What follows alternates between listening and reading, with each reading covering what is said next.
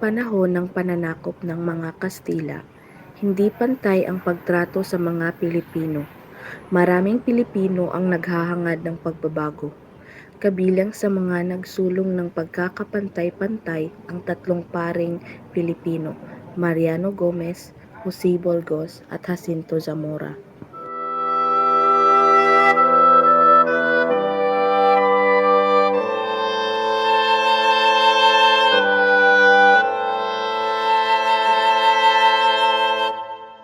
Ngunit hindi nila alam na isang pangyayari sa Cavite ang magbabago sa kanilang buhay at sa kasaysayan ng Pilipinas. Matagal na rin nagtitiis ang ating kababayan. Karapatan na nilang marinig at igalang.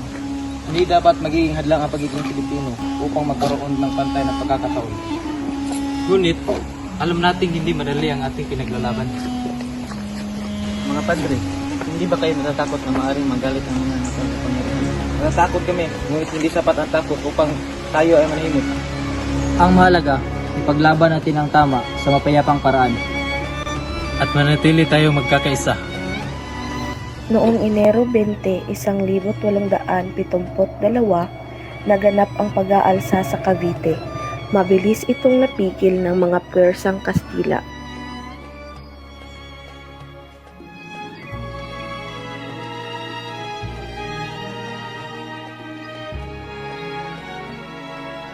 Hindi na makatarungan ang kalagayan natin. Marami sa atin ang hindi na nasisiyahan. Matagal na tayong nagtitiis. Gusto lang natin na magkaroon ng patas na pagtrato. Ano ang pinag-usapan ninyo? Wala po. Sisiguraduhin ninyong susunod kayo sa mga utos. Opo, Sa halip na manatili lang sa mga nag-alsa, lumawak ang mga paratang, nadawit ang tatlong paring Pilipino, Gomez, Burgos at Zamora.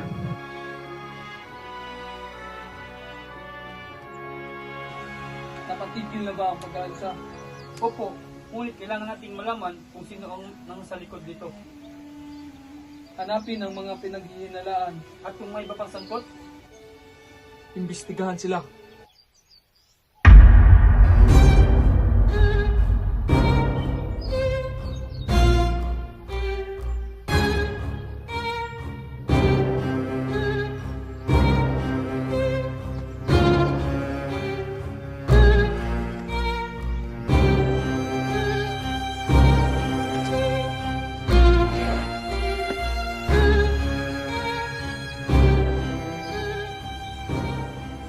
Padre Gomez, Padre Burgos, Padre Zamora, kayo ay aming inaaresto. inaaresto? Ano ba ang aming kasalanan? Malaman ninyo sa pagdinig, Wala kami ginagawang masama. ang aming tungkulin ay maglingkod lamang sa mga tao. Hindi na ito makatarungan. Padre Burgos, kumalma ka. Paano kung manahimik kung inakasuhan tayo ng walang sapat na dahilan? Manatili tayong matatag. Huwag nating hayaang mawala ang ating pag-asa.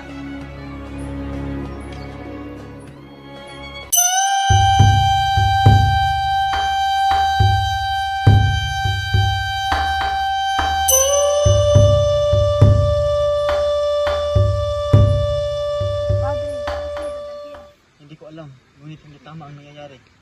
Ano ang maaari natin gawin? Umaasa ako na lalabas ng katotohanan. Napakatahimik ng gabi. Minsan, sa katahimikan natin, higit na maririnig ang ating mga iniisip. Iniisip ko ang ating mga kababayan. Ano ang iyong kinakatakutan? Na balang araw isipin nila na tayo ay mga kriminal. Hindi natin kontrolado ang sasabihin ng iba. Ngunit, alam natin ang katotohanan. Maaring matapos ang ating buhay. Ngunit hindi kailangang matapos ang ating ipinaglaban. Umaasa ko ang darating ang panahon na magiging pantay ang pagtrato sa ating mga Pilipino. At sana matutong magsalita ang mga tao laban sa kawalan ng katarungan. Mga padre, Ano iyon? hindi ko po kayang maguhin ang mangyayari bukas.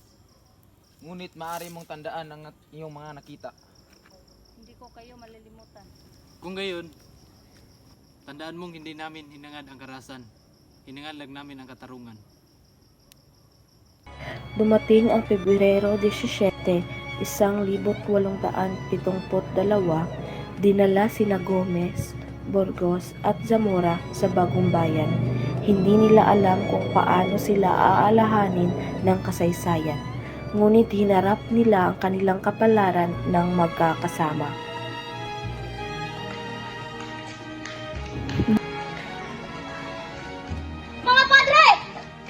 Huwag kayong matakot. Hindi namin kayo makakalimutan. Huwag lang ang aming mga pangalan niyong alalahanin. Alalahanin ninyo ang pinaglalaban namin. Mga padre, Kahit anong mangyari na hindi tayo makasama. Tama.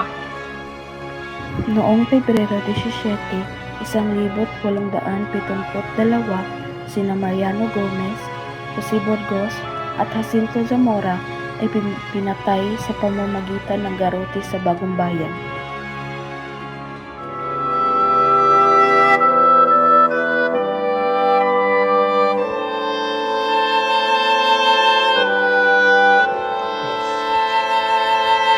Patawarin niyo po sila sa kanilang ginawa.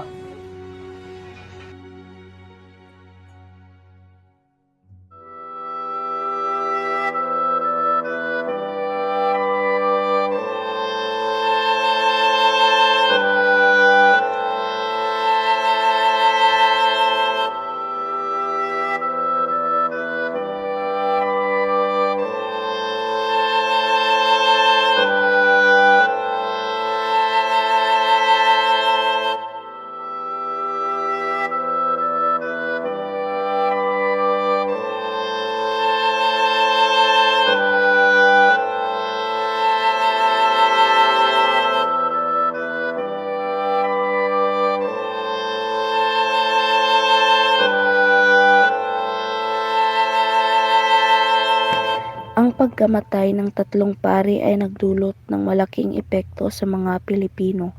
Sa halip na tuluyang patahimikin ang mga naghahangad ng pagbabago, lalo nitong pinatibay ang damdaming makabayan.